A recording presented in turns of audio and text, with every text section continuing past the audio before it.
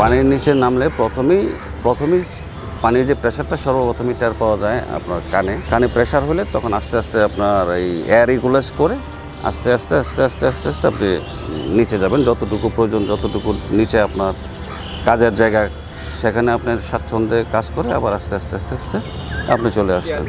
এখন যদি আপনি কানে চাপ লাগে আর এয়ার ইকুলাইজ না করে আপনি নিচে যেতে থাকেন তখন আপনার কান ড্যামেজ হওয়ার সম্ভাবনা থাকে।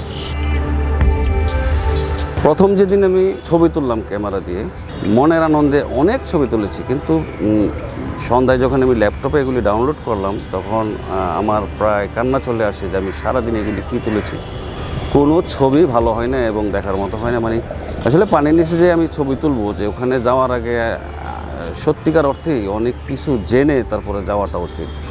আমি ভাবলাম যে হয়তো ক্যামেরা হইলেই আমি পানির নিচে গিয়ে ছবি তুলতে পারবো, যখন ক্যামেরা নিয়ে প্রথম দিনের যে অভিজ্ঞতা সেটা আমি জীবনে কোনো দিন ভুলবো না।